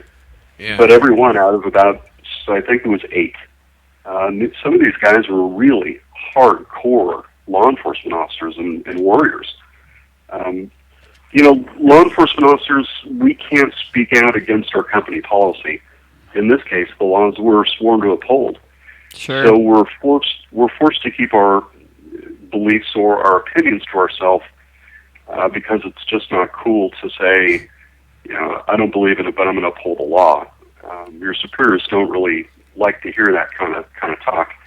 But in private and in smaller groups, I would say that if law enforcement officers could come out and not be ostracized or have some concern, there would be a significant number. It would be shocking. Yeah, I have talked to. I'm from Colorado Springs, Colorado, and that's very much Dan may try to hit the people as hard as they basically can. And even the law enforcement officers that are enforcing the laws that he's basically trying to push on them are saying, we don't necessarily believe this. They have to say it privately, obviously. They can't come and say it in front of all their other fellow colleagues and everything. But when I do ask them, they say, we're wasting our time and resources when our resources are already very, very dwindled as is because of the economy. We have a lot of other things that we can be doing, and enforcing these kind of things is just almost nonsense. Absolutely. And that's a very prevalent thought, prevalent sentiment. But unfortunately, it can't be spoken widely. You look at the resources that fighting marijuana, the waste that we've created, billions of dollars. The drug war's been going on since 1972. And it's just such a wasteful thing, and not only because of the economic impact, but the socioeconomic impact and the families that it breaks. There was a Patricia Spotted Crow in Oklahoma, served a number of years prison time for possessing an eighth of an ounce of marijuana. Mm-hmm. She was eventually released. I think it was late last summer. And I don't recall exactly why she was released, if she was pardoned or they overturned it, but it came down that it was an unjust punishment for a crime that really shouldn't be. And Oklahoma, they recently passed legislation a year ago, I believe, maybe 2 at this point, that if you're in possession of hash or caught making hash, you face up to life in prison. Wow, that's... And It's scary, isn't it? Why? That's scary. It's a few hundred miles away from here. It's absolutely terrifying. Well, the crazy part is that's taking an individual's life and taking it completely away. And if you're in the life in prison type situation, you're amongst the murderers, the rapists, the people that belong in jail, not the cannabis patient or the individual that uses hash for medical purposes and all the other things that hash brings. Well, and when we got to take a quick break, but when we come back, I kind of want to talk about what you saw, in the prisons, whether folks got quote-unquote better or, I already know there's drugs in prison, but I'm going to let you tell us what you saw. So we'll be right back. Stick around with us for just a second on Overgrow the Radio. Peace. This is Jessica Asplund with the Crested Butte Wellness Center in the Craig Apothecary. I'd like to invite you into either of our locations to see the difference compassion makes. With everything from sublingual tablets, gluten-free products, and a growing variety of edibles, there is sure to be something right for everyone. We carry only top-shelf, organically grown cannabis at affordable prices for everyone. Stop in and see us at our Crested Butte location at 329 Bellevue Avenue or at our Craig location at 611 Breeze Street. Dixie Elixirs, the patient's choice for alternative medical marijuana treatment, brings you Dixie Botanicals all-natural topical therapy, including massage oil, pain relief salve, and our newest product, Dixie Botanicals Pain Relief Lotion. This all-natural lotion pairs beautifully with Dixie Botanicals bath salt for a deeply relaxing experience with no psychotropic effect. Like us on Facebook, Dixie Elixirs, or join us at www.dixieelixirs.com. In Dispensary in Colorado Springs is proud to support Overgrow the Radio. With 2 locations in Colorado Springs, In Dispensary invites you to discover what true selection and values feel like. Always featuring an incredible array of Stanley Brothers medicine as well as full line of edible and infused products. In Dispensary is open from 10 a.m. to 7 p.m. 7 days a week, 364 days a year. You owe it to your health and well-being to discover In Dispensary. West Side location at 3044 West Colorado and East Side location at 3031 East Platte in Colorado Springs. In Dispensary is your destination for indispensable quality medicine. Let's face it, rules and regulations are complicated, especially in the field of medical marijuana. Let Medical Marijuana 101 help you get through the compliance process. We can also explain to you your employment requirements, your employees, and your business. But our work doesn't stop there. Our experience in cultivation ranges from the design of grow rooms to the diagnosis and resolution of grow problems. Visit us at www.medicalmarijuana101.com or call 303-388-7706. That's 303-388-7706. Independent Records and Videos has been your locally owned and operated choice for music, movies, and lifestyle accessories since 1978. Independent Records and Videos has 7 locations from Denver to Colorado Springs to Pueblo to serve your entertainment needs. Whether it's vinyl, CDs, DVDs, books, smoking accessories, or hundreds of other fun and fanciful items, Independent is ready and waiting to make your dreams come true. We are always buying, selling, and trading vinyl, CDs, books, and DVDs, so sell yours and buy ours. Independent Records and Videos, your entertainment headquarters. Check us out at beindependent.com or on Facebook. The law offices of Edson, Maton, and Matz provide criminal defense, medical marijuana defense, and advice about setting up and running medical marijuana centers, optional premises cultivation operations, and infused product manufacturing businesses throughout Colorado. With offices in Denver and Aspen, we can offer assistance throughout the entire state of Colorado. Give us a call at 303-831-8188. That's 303-831-8188, or visit us online at warrenedson.com. Sam found my favorite bumper because I love the Beatles and I'm all about a little bit of revolution. Let me premise that by saying there is a such thing as peaceful revolution. And that's what we do every week here on Overgrow the Radio. We teach people, and that's the way to overcome. Welcome back, Matt. Welcome back, Sam. Thank you for having me. Welcome back, Jason. Thank you. Great to be here. Very good, sir. So, yeah, to jump back in, to expand a little bit on Matt's point about prisons and, what goes on inside. We've all seen the shows on TV. They make their own liquor. They can shoot heroin. I mean, what did you see in prisons? I mean, the whole premise of let's be tough on drugs in the 80s and throw everybody in jail was, just that, to be tough and teach them a lesson. When you worked inside, did you see people? I mean, I'm sure you did see people who recovered, but majority, what was your opinion? Well, the facility I worked in was rather small. It was 125 beds, so there wasn't a whole lot of room to hide, if you will, for men and women incarcerated there. So we didn't have a strong proliferance of drugs in the jail.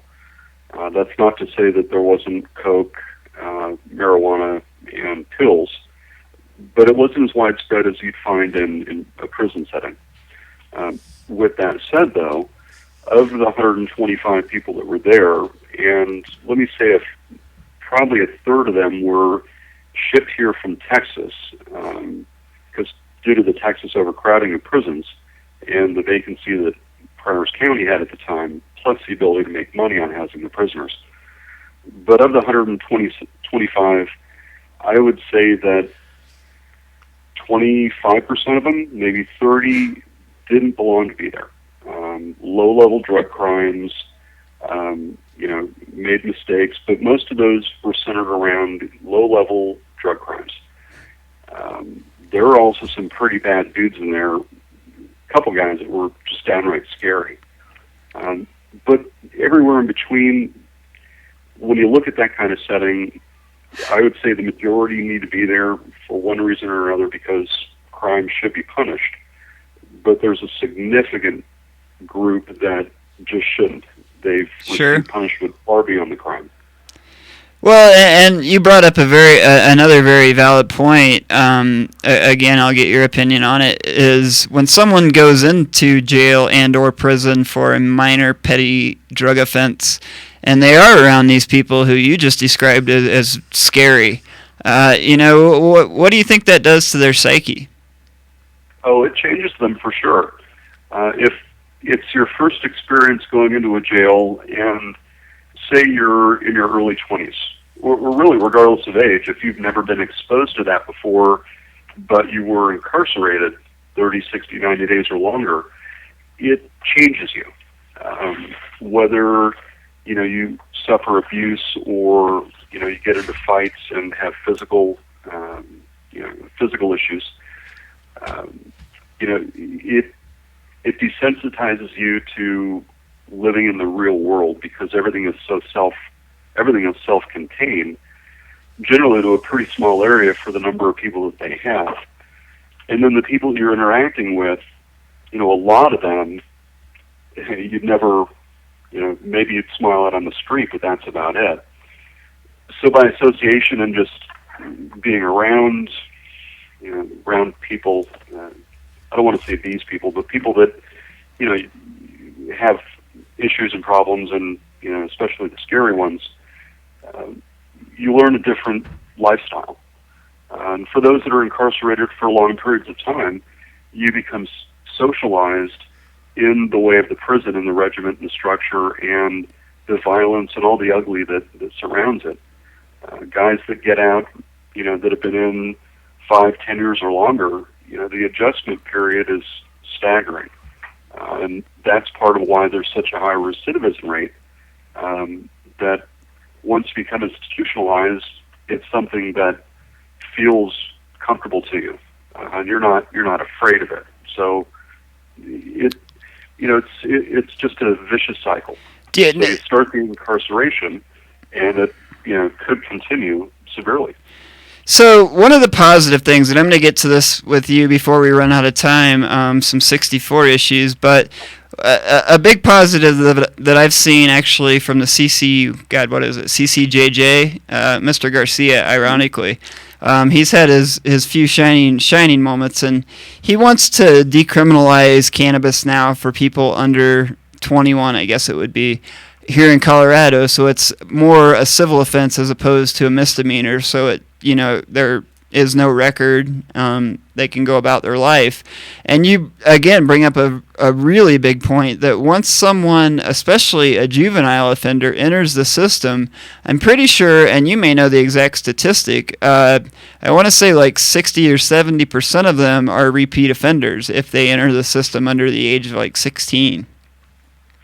I would agree with that. I don't know what the figure is, but the recidivism rate amongst people that are incarcerated early is significant. And it wouldn't surprise me if 60 to 70%, somewhere in that area, high 50s, would be accurate. Sure. Well, we're going to try to get to one more segment this evening, so I want to get your point of view as a LEAP member and former law enforcement person, if you will. 64 in general. I know I campaigned with LEAP. I campaigned with Mr. Woolridge and his horse and had a great time. We held signs on a bunch of corners down in the Springs. But, how are you guys feeling after the election? We're feeling very good. The breaking of the ceiling in Colorado and Washington with 64 and I-502 was unprecedented and groundbreaking. And as members of LEAP, we are ecstatic about the direction that the legalization of cannabis is moving. We are involved throughout the United States and throughout the world, but in very specific states like California and Massachusetts, New Jersey, we have very strong presence that a big part of what we do is re-educate people with the real stats and what it's really like. Will cannabis be legalized, as they used to say, in our lifetime? Absolutely. I believe, as my own personal opinion, it will likely be legalized throughout the country before President Obama leaves office. And that's strictly my position, my thought. But the movement has gained too much steam. And you could say the genie's out of the bottle, but you can't put it back in.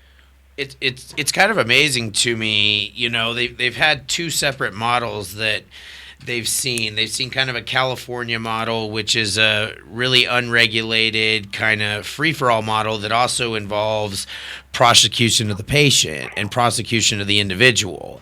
And then we basically seen this new Colorado model that's basically regulated, and state regulators are putting different positions together. Not everybody does agree on everything, but everybody's kind of coming together as one.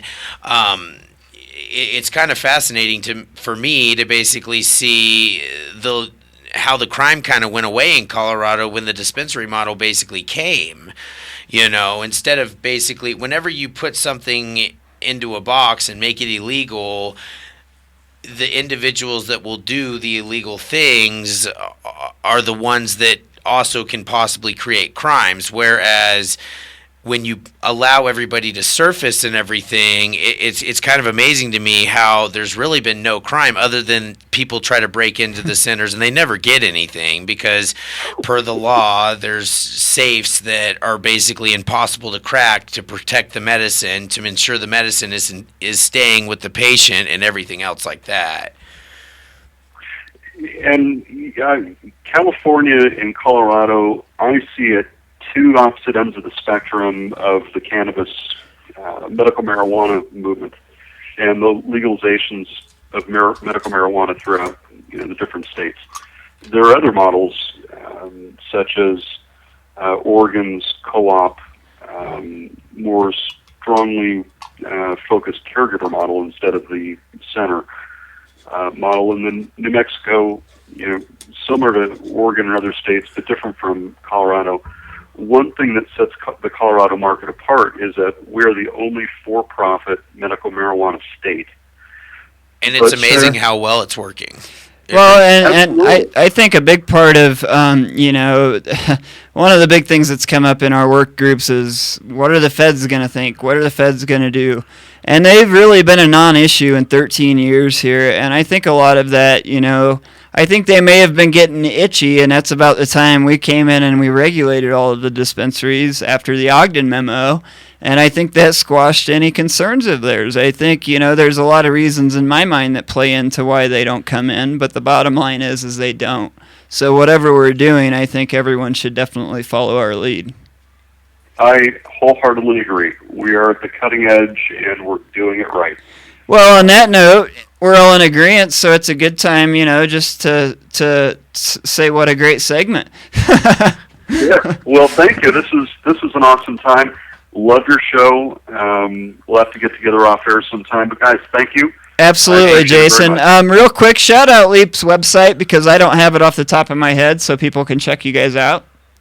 Well, it's a good thing I do. It's www.leap.cc. So leap.cc. And that's what I knew it was leap.something besides com, so that's why I threw it on you. Sir, keep up. If I can also add, Stickman, that you can help support Leap by becoming an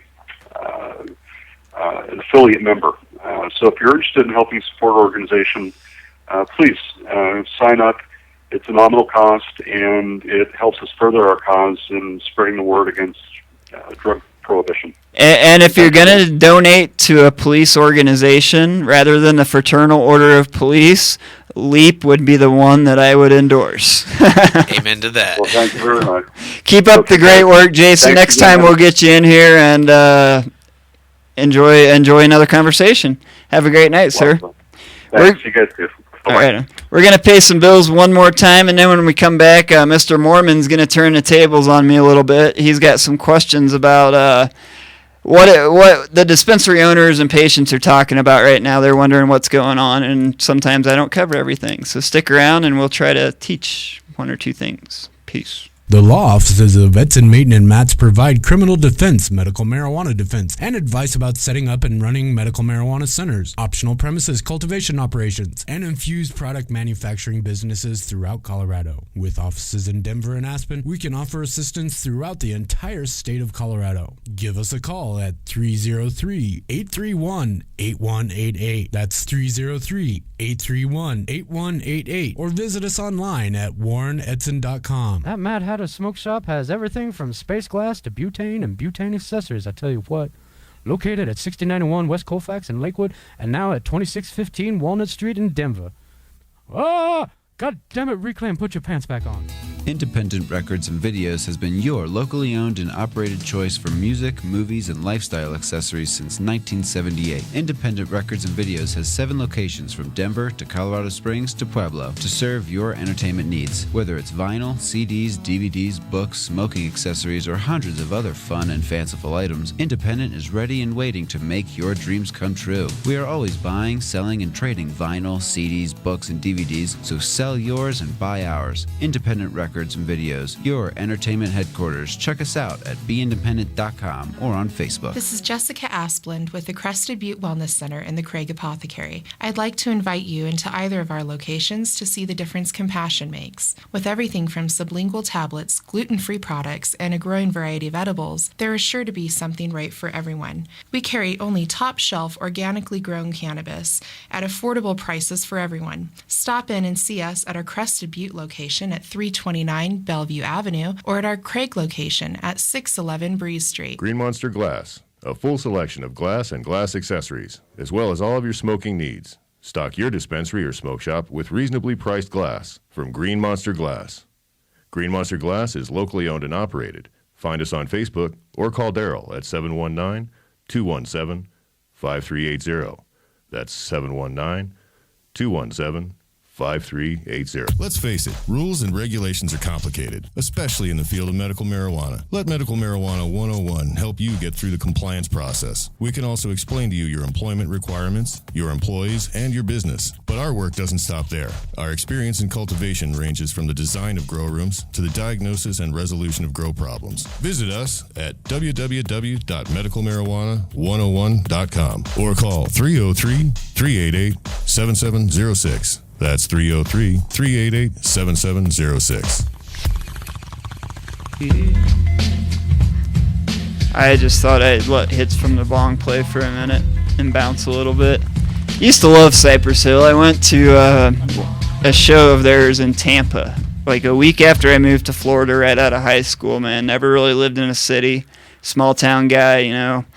So I go to Florida, and my buddy's like, let's go see Cypress. And we go, and it's not the best neighborhood in Tampa. If you've ever been to Tampa, there's definitely some sketchy areas. And on our way into the show, the first thing I heard when we got out of the car was automatic weapon fire. Pop, pop, pop, pop, pop, pop, pop, pop. I really weighed my options, but I went on in, and it was a great show. Yeah, that sounds fun. I'm pretty sure no one died. I didn't see anything on the news the next day or anything. So well, Cypress Hill's going to be here 420 with Slightly Stupid, so I know that place is going to be completely up in smoke. Yeah, isn't that's the concert that's tied in with the Cup this year, right? Yeah, at Red Rocks. Yeah, absolutely. I'm kind of hoping that since we're broadcasting from the Cup, maybe they'll cut us a deal to go check that out the night before. Oh, that would be nice. Or it's actually the 20th, right? Matt? Oh yeah, April 20th is definitely the day that they're going to have it. Right on. I was thinking for some reason the 19th. I think there's like 2 or 3 different concerts going on we're promoting. Oh, nice. So anyway, what we want to do for the remainder of the time, we got about 8 minutes or so to kill. Matt, comes from the industry, as he mentioned in the beginning. He's a dispensary owner, works with patients on a daily basis, takes good care of them. That's why he's still in business. And, there's a lot of questions that I don't think of or we don't formulate in these work groups that even as an advocate that may slip my mind. So I wanted to give him a chance to kind of question me on some stuff going on. Yeah, absolutely. Absolutely. Well, I was kind of thinking about basically the transition from the medical marijuana world to the recreational marijuana world, and whether you basically believe there's going to be 2 worlds that are going to be able to coexist together, and why. That's a lot. That's a big question. The first part of that is yes. I believe the model is still being worked on. I want to premise everything I say with a lot of this stuff is still in the works. The regulatory group is handling the actual model for the switching over. And I believe in the next week, by next week's meeting, we'll have a pretty good idea of exactly what the model is going to look like for the switchover. You can, the way it is now as an owner, as a center owner, or anyone with a current license, you're going to have first dibs if you want to switch over to recreational. No out-of-staters, no big Marlboro companies like I saw here in our chat room. We don't have that in Colorado. We've worked our laws around that. I encourage you to research that. And the second part of that question, I believe that the medical industry could actually thrive if it's marketed right. And I'll explain that. The biggest reason, I use myself a lot for an example. I'm disabled. I'm on a very fixed income. And the tax money alone, we're proposing a 15% tax on cannabis. The federal U.S. Congress just introduced a bill that proposes a 50% tax on recreational cannabis in states that allow it.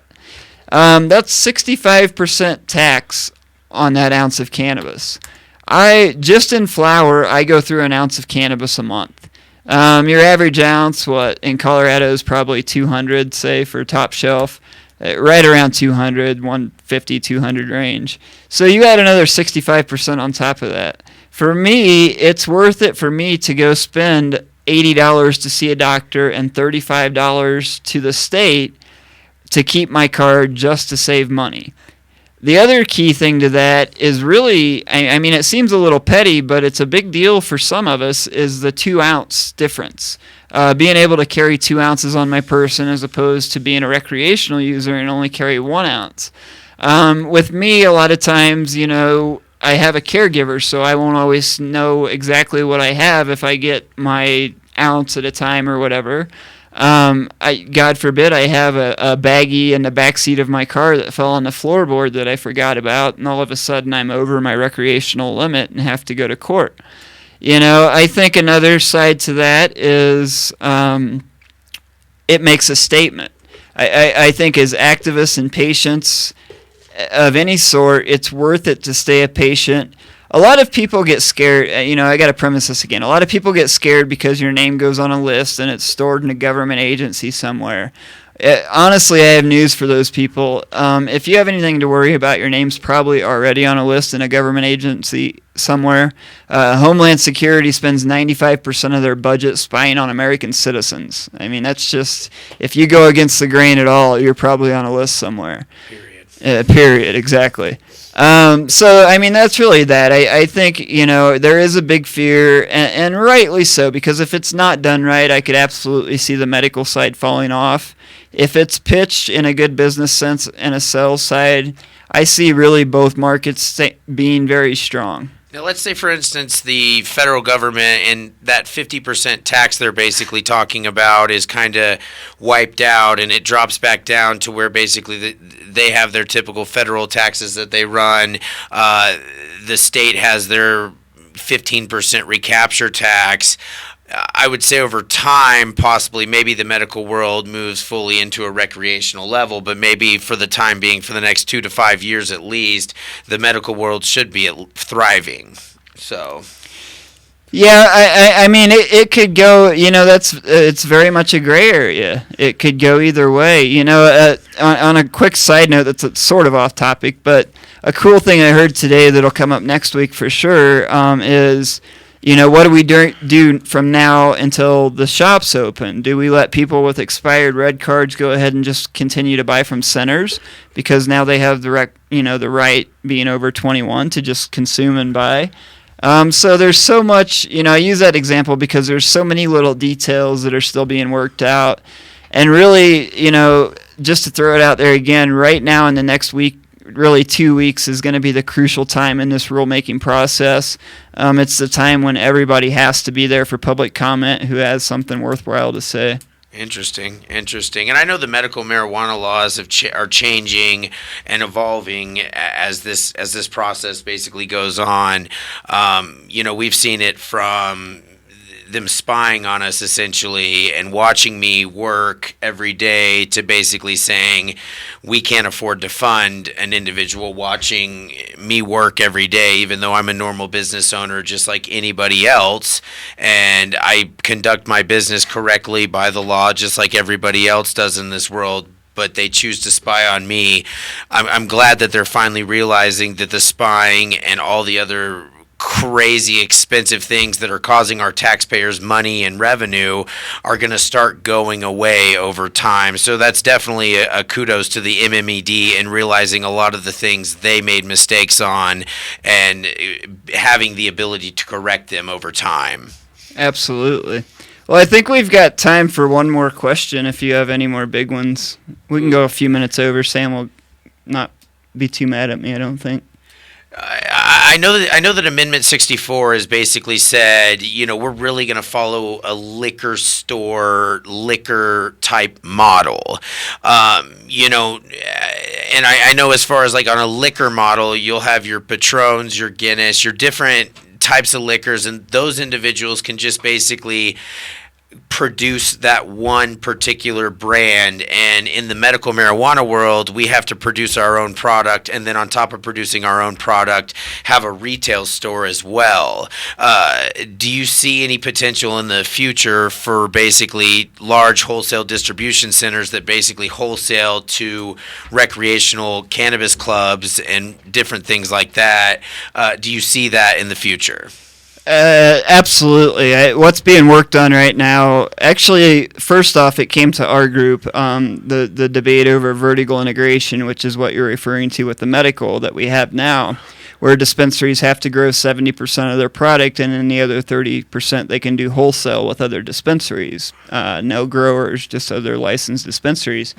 I think what they're working on with the hybrid is it actually got kicked back. I should premise this again. On the main task force this week, they kicked it back for them to do more work on because it wasn't a consensus. It was a split vote. So I think they're still in favor of the hybrid model, and what that does is it allows businesses that are vertically integrated now and succeeding to continue that process. But say you, for instance, if you want to just close your storefronts and grow, you'll be able to do that with the 3-tier system. So I think what they're leaning towards anyway is putting a window on that of 2 years, and at the end of 2 years kind of reevaluating things, if you will, to see what's working and what's not working. Interesting. And I will just call them out a little bit. I work closely with a lot of the members, and actually a couple of our show sponsors are part of MMIG. They have been screaming in these meetings about how the sky is just going to fall if we don't keep vertical integration. And the thing with that is they represent the big dispensaries here in the metro area and maybe a couple elsewhere that have these super crazy patient counts in 6 different locations and can afford to have enough product to meet the demand. The problem that I see coming from the Springs and sitting with Matt on the board down there, we represent, 50 or so dispensaries down there. And a lot of those I don't think would say vertical integration's been good for them. I've more than once heard of dispensaries with signs on their door that they ran out of product.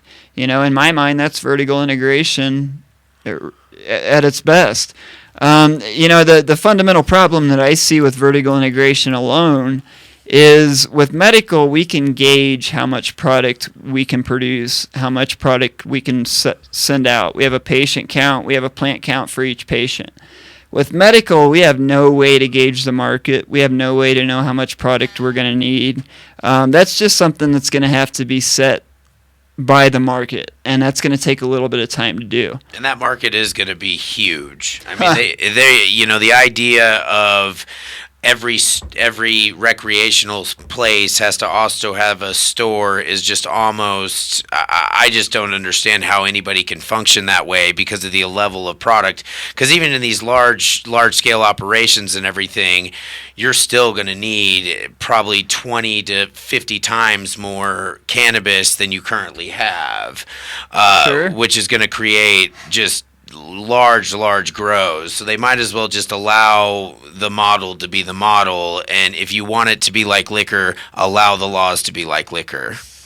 Absolutely. I mean, and what a great way to end is just, I think we, in this process moving forward, we have to keep everything simple.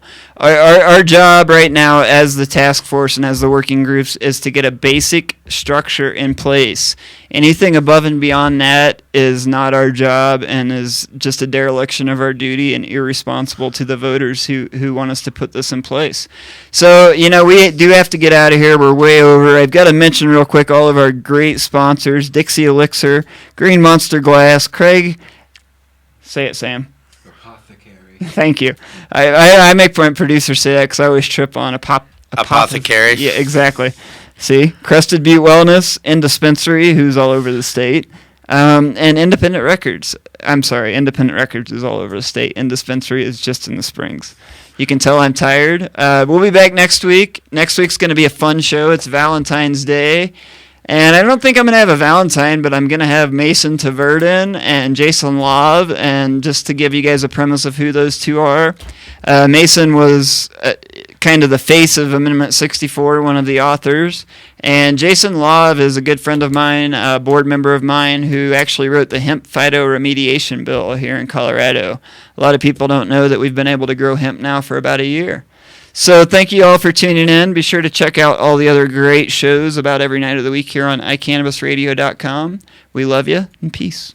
Dispensary in Colorado Springs is proud to support Overgrow the Radio. With 2 locations in Colorado Springs, Dispensary invites you to discover what true selection and values feel like. Always featuring an incredible array of Stanley Brothers medicine as well as full line of edible and infused products. Dispensary is open from 10 a.m. to 7 p.m. 7 days a week, 364 days a year. You owe it to your health and well-being to discover Dispensary. Westside location at 3044 West Colorado and Eastside location at 3031 East Platte in Colorado Springs. Dispensary is your destination for indispensable quality medicine. That Mad Hatter Smoke Shop has everything from space glass to butane and butane accessories, I tell you what. Located at 6091 West Colfax in Lakewood and now at 2615 Walnut Street in Denver. Ah! God damn it, Reclaim, put your pants back on. This is Jessica Asplund with the Crested Butte Wellness Center in the Craig Apothecary. I'd like to invite you into either of our locations to see the difference compassion makes. With everything from sublingual tablets, gluten-free products, and a growing variety of edibles, there is sure to be something right for everyone. We carry only top-shelf, organically grown cannabis at affordable prices for everyone. Stop in and see us at our Crested Butte location at 329 Bellevue Avenue or at our Craig location at 611 Breeze Street. Dixie Elixirs, the patient's choice for alternative medical marijuana treatment, brings you Dixie Botanicals all-natural topical therapy, including massage oil, pain relief salve, and our newest product, Dixie Botanicals Pain Relief Lotion. This all-natural lotion pairs beautifully with Dixie Botanicals bath salt for a deeply relaxing experience with no psychotropic effect. Like us on Facebook, Dixie Elixirs, or join us at www.dixieelixirs.com. Green Monster Glass, a full selection of glass and glass accessories, as well as all of your smoking needs. Stock your dispensary or smoke shop with reasonably priced glass from Green Monster Glass. Green Monster Glass is locally owned and operated. Find us on Facebook or call Daryl at 719-217-5380. That's 719-217-5380. Independent Records and Videos has been your locally owned and operated choice for music, movies, and lifestyle accessories since 1978. Independent Records and Videos has 7 locations from Denver to Colorado Springs to Pueblo to serve your entertainment needs. Whether it's vinyl, CDs, DVDs, books, smoking accessories, or hundreds of other fun and fanciful items, Independent is ready and waiting to make your dreams come true. We are always buying, selling, and trading vinyl, CDs, books, and DVDs, so sell yours and buy ours. Independent Records and Videos, your entertainment headquarters. Check us out at beindependent.com or on Facebook.